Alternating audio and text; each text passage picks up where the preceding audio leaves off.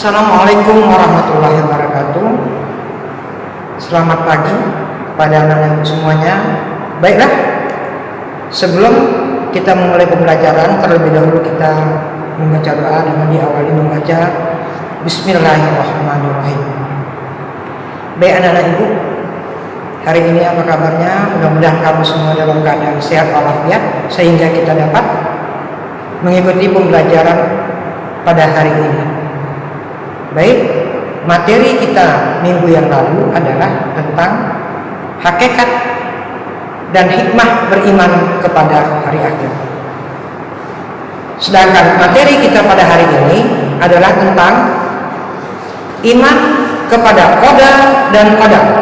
Tujuan dari pembelajaran kita hari ini adalah siswa memahami dan meyakini tentang beriman kepada qada dan qadar.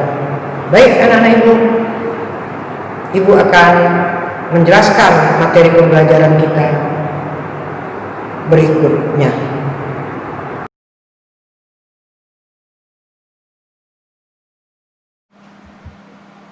Iman kepada qada dan qadar.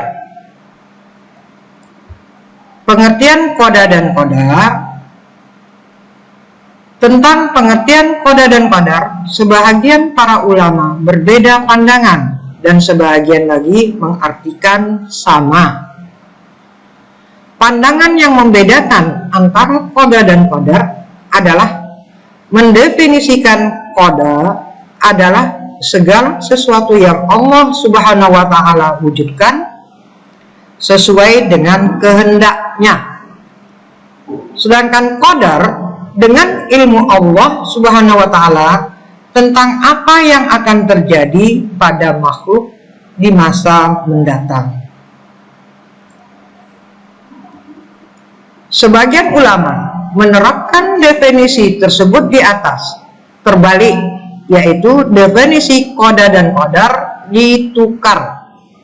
Sedangkan pendapat ulama yang sama tentang pengertian qada dan qadar adalah mendefinisikan bahwa aturan baku yang diberlakukan oleh Allah Subhanahu wa Ta'ala terhadap alam ini, undang-undang yang bersifat umum dan hukum-hukum yang mengikat sebab dan akibat. Jadi, pengertian tersebut di atas diilhami oleh firman Allah Subhanahu wa Ta'ala yang tercantum dalam surat Ar-Ra'd ayat 8, yang artinya Allah Subhanahu wa Ta'ala mengetahui apa yang dikandung oleh setiap perempuan dan kandungan rahim yang kurang sempurna dan yang bertambah dan segala sesuatu pada sisinya dan ukurannya. Dari pengertian menurut pendapat para ulama dapat disimpulkan bahwa pengertian qada menurut bahasa adalah menentukan atau memutuskan, sedangkan menurut istilah adalah segala ketentuan Allah Subhanahu wa Ta'ala sejak zaman ajali. Adapun pengertian qadar menurut bahasa adalah memberi kadar, aturan atau ketentuan. Sedangkan menurut istilah, qadar adalah ketetapan Allah Subhanahu wa Ta'ala terhadap seluruh makhluknya tentang segala sesuatu, sebagaimana firman Allah Subhanahu wa Ta'ala dalam surah Al-Furqan ayat 2 yang artinya yang kepunyaannya lah kerajaan langit dan bumi, dan dia tidak mempunyai anak dan tidak sekutu baginya dan kekuasaannya, dan dia telah menciptakan segala sesuatu dan dia menetapkan ukuran-ukurannya dengan serapi-rapinya. Jadi pengertian iman kepada qada dan qadar adalah percaya dan yakin sepenuh hati bahwa Allah Subhanahu wa Ta'ala telah menentukan segala sesuatu bagi makhluknya. Iman kepada qada dan qadar meliputi 4 prinsip, yaitu 1. Iman kepada ilmu Allah Subhanahu wa taala yang qadim, dan dia mengetahui perbuatan mereka sebelum mereka melakukannya. 2. Iman bahwa semua qadar Allah Subhanahu wa taala telah tertulis di Lauh Mahfuz. 3. Iman kepada adanya kehendak Allah Subhanahu wa taala yang berlaku dan kekuasaannya yang bersifat menyeluruh. 4. Iman bahwa Allah Subhanahu wa taala adalah zat yang mewujudkan makhluk. Allah Subhanahu wa taala adalah sang pencipta dan yang lain adalah makhluk. Kata qada dan qadar ini selalu disebut dengan takdir. Dan dalil Al-Quran tentang qada dan qadar adalah 1. Surah Al-Qamar ayat 49 yang artinya, sesungguhnya kami menciptakan segala sesuatu menurut ukuran. 2. Surah At-Taghabun ayat 11 yang artinya, tidak ada sesuatu musibah pun yang menimpa seseorang kecuali dengan izin Allah Subhanahu wa taala.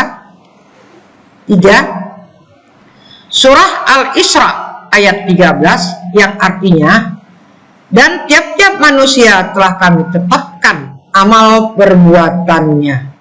Baiklah anak-anak ibu, materi pembelajaran kita hari ini sudah selesai kita bahas. Untuk selanjutnya Ibu akan mengambil suatu kesimpulan tentang materi pembelajaran kita. Kesimpulannya adalah 1. Pengertian qada menurut bahasa adalah menentukan atau memutuskan, sedangkan menurut istilah adalah segala ketentuan Allah Subhanahu wa taala sejak zaman ajali.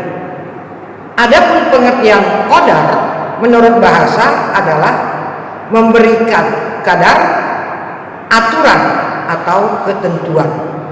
Sedangkan menurut istilah, qadar adalah ketetapan Allah Subhanahu wa taala terhadap seluruh makhluknya tentang segala sesuatu. Nah, yang kedua, iman kepada qada dan qadar meliputi 4 prinsip. 1. Iman kepada ilmu Allah Subhanahu wa taala yang qadim. 2. Iman bahwa semua qadar Allah Subhanahu wa taala telah tertulis di Lauh Mahfuz. Yang ketiga, iman kepada adanya kehendak Allah Subhanahu wa taala yang berlaku dan kekuasaannya yang bersifat menyeluruh. 4. Iman bahwa Allah Subhanahu wa taala adalah zat yang mewujudkan makhluk Allah Subhanahu wa taala,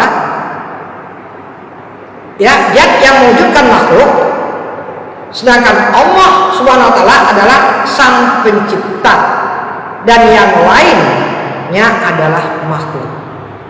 Ketiga, dalil nakli tentang iman kepada qada dan qadar tercantum dalam surah Al-Qamar ayat 49, surah Al-Isra ayat 33, dan surah At-Taghabun ayat 11. Di sini Ibu akan memberikan tugas kepada kamu untuk materi minggu depan, yaitu tentang macam-macam takdir.